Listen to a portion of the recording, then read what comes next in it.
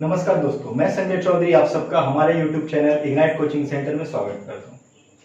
Ratio and proportion का part 1 मैंने पढ़ा चुका है। जिन्होंने भी वीडियो नहीं देखा होगा वो देख ले। बेसिक के लिए शुरू से समझाया गया है। अब हम उसी पार्ट को आगे बढ़ाते हुए पार्ट 2 में चलते हैं। तो इसका कुछ सम बनाने से पहले मैं कुछ छोटी छोटी बातें जो है वो क्लियर कर देना चाहता हूँ रेशियो के बारे में। जैसे कि मान लीजिए a by B equal to C by D equal to कुछ भी रेशियो दिया हुआ है। मान लीजिए 4:7 दिया हुआ है, ठीक है। तो अगर हम ऐसे देखें तो a equal to 4, b equal to 7 बोल सकते हैं। अगर इसको इक्वल करेंगे तो c equal to 4, d equal to 7 बोल सकते हैं।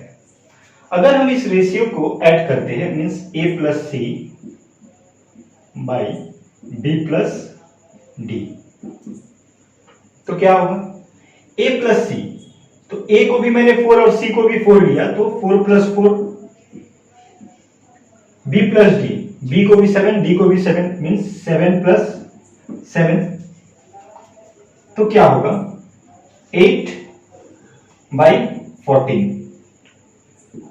2 4 जा 8, 2 7 जा 14, 4 बाई 7। रेशियो में कोई फर्क नहीं पड़ेगा, ठीक है। अगर रेशियो सेम है उसको ऐड कर देंगे तो रेशियो में कोई फर्क नहीं पड़ेगा।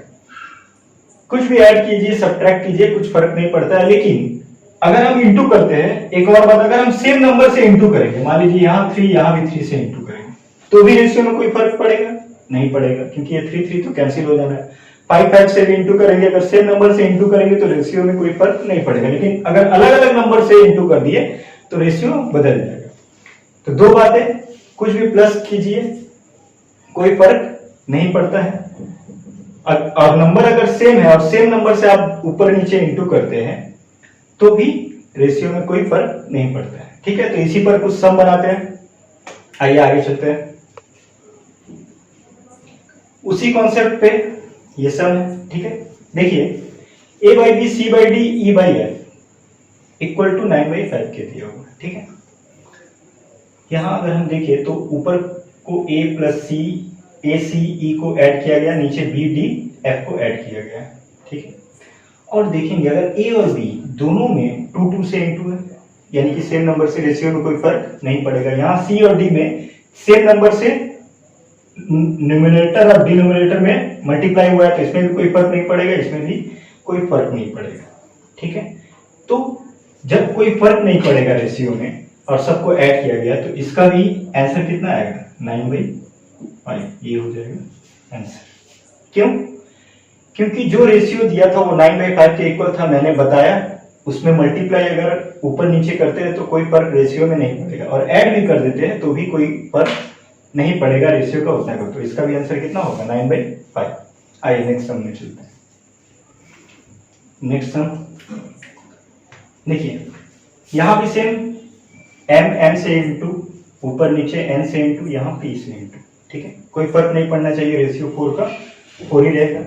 लेकिन a और b की जगह पे चेंज हो गया है, a स्क्वायर b स्क्वायर है, c और d की जगह में c स्क्वायर d स्क्वायर है, e और f की जगह में e बाई एफ की जगह में e square by F square है। मतलब ये सब का स्क्वायर लिया हुआ है तो इसका भी स्क्वायर होगा, ठीक है।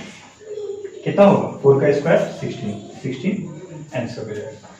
इससे तो कोई फर्क नहीं पड़ा, लेकिन जो रेशियो है उसी का स्क्वायर कर दिया गया। स्क्वायर करने से रेशियो चेंज हो जाएगा, ठीक है।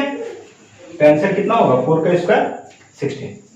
चलिए नेक्स्ट सम में चलते हैं।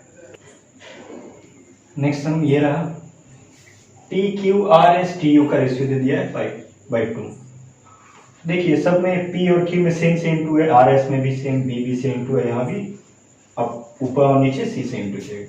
मीन्स रेशियो में कोई फर्क नहीं पड़ना चाहिए। लेकिन p और q के जगह में p q और q q है, आर एस के जगह में R Q S Q, T Q U Q. मतलब इसका भी क्या हो जाएगा, जब हम जो आंसर आएगा मेरा वो ये सब का क्यूब है, मीन्स इसका भी क्यूब हो जाएगा 5/2 का क्यूब। इसका मतलब 125, 5 का क्यूब और 2 का क्यूब कितना होगा 125/8। तो कौन सा होगा आंसर? 8 से डिवाइड करेंगे 15 पॉइंट, ये आ जाएगा 62, ये आंसर हो जाएगा। ठीक है, ये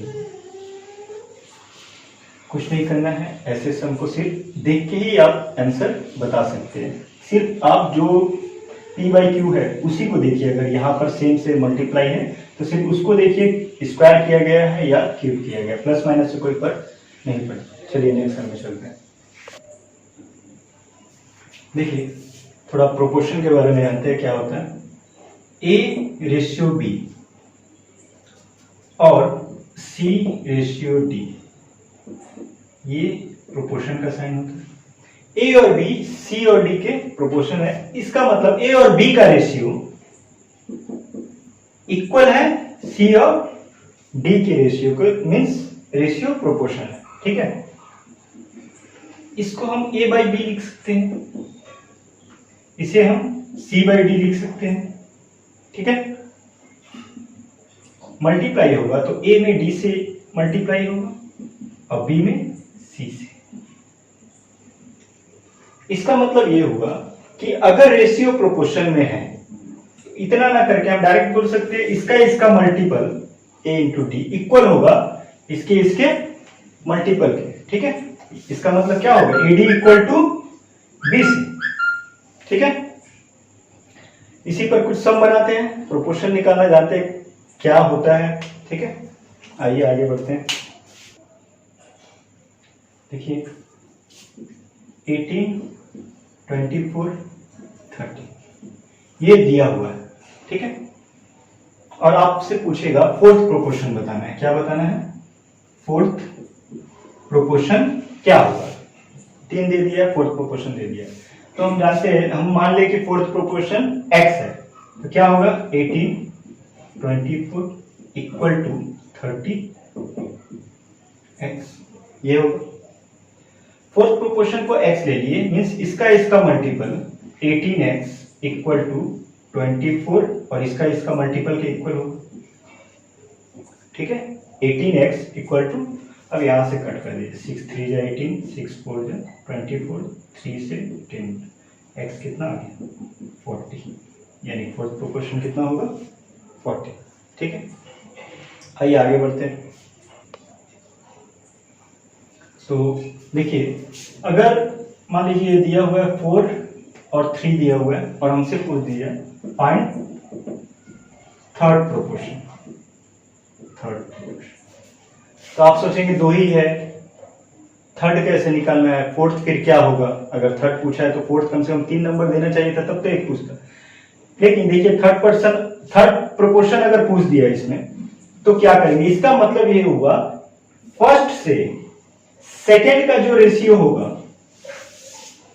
वो इक्वल होगा इस सेकेंड से ही थर्ड का, जिसको हम लोग x मान लेंगे। ठीक है, ये जो थर्ड प्रोपोर्शन पूछा यही फोर्थ नंबर में चल जाएगा। ये जो फर्स्ट से सेकेंड और सेकेंड से ही थर्ड का रेशियो जो होगा वही प्रोपोर्शन होगा। मींस क्या होगा? 4x equal to 9, 4x equal to 9, तो x equal to 9/4।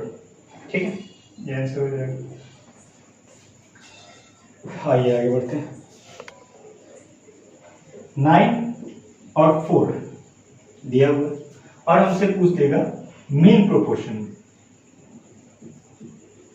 Mean proportion बताना है, मतलब मध्य का प्रोपोर्शन क्या होगा। मीन प्रोपोर्शन पूछा मीन्स ये दोनों दो कॉर्नर में, और मीन मतलब बीच का प्रोपोर्शन क्या होगा।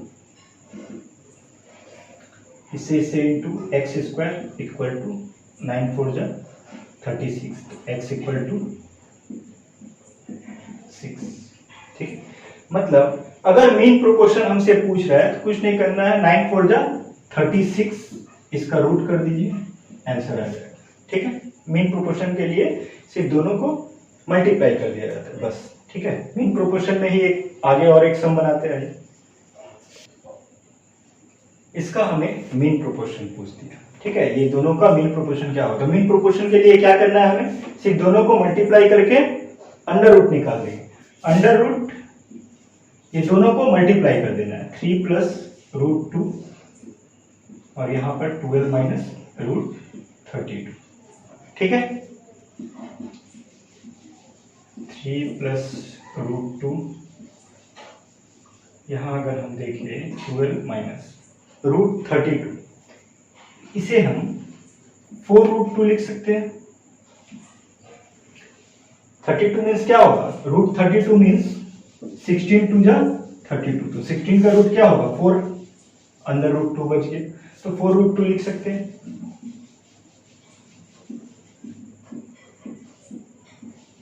ये दोनों में से 4 कॉमन हो जाएगा, तो क्या होगा 4 3 जा 12 minus root 4, a plus B a minus B means a square minus B square,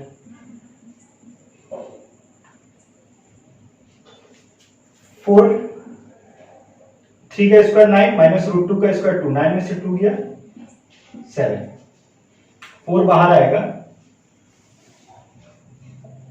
root 4 क्या होगा 2, अंदर बच के रूट 7, 2 रूट 7 आंसर हो जाएगा इसका मीन प्रोपोर्शन, ठीक है।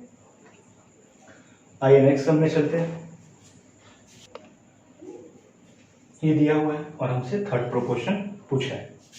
थर्ड प्रोपोर्शन पूछा और 2 ही नंबर है, इसका मतलब पहले से दूसरा का और दूसरे से तीसरा का प्रोपोर्शन हमें निकालना है। तो हम थर्ड प्रोपोर्शन को ए मान लिए, अगर थर्ड प्रोपोर्शन को ए ले रहे हैं तो क्या होगा, इससे पहले का रेशियो दूसरे का रेशियो प्रोपोर्शन है, इस दूसरे से ही तीसरे के रेशियो जो हमें निकालना है इसको ए। थर्ड प्रोपोर्शन पूछा मतलब दूसरा वाला क्या करेंगे हम 2 बार लेंगे, फिर वही इससे मल्टीप्लाई और इससे मल्टीप्लाई, तो इससे इसको मल्टीप्लाई करेंगे, ये कितना होगा X square plus Y square by X Y, X square plus Y square by X Y, और ए से इसमें मल्टीप्लाई होगा इतना इंटू इक्वल टू, और इससे इसको मल्टीप्लाई करेंगे तो सेम नंबर है, मल्टीप्लाई करेंगे तो रूट हट जाएगा, तो क्या बचेगा X square plus Y square, root X square plus Y square into root X square plus Y square, same number root में है, इंटू करेंगे तो रूट हट जाएगा। अब देखिए इससे ये कट गया, यहाँ 1 बचा, a इक्वल टू क्या होगा एक्स वाई में 1 से इंटू होगा एक्स वाई, ठीक है। आज के लिए इतना ही, मिलते हैं।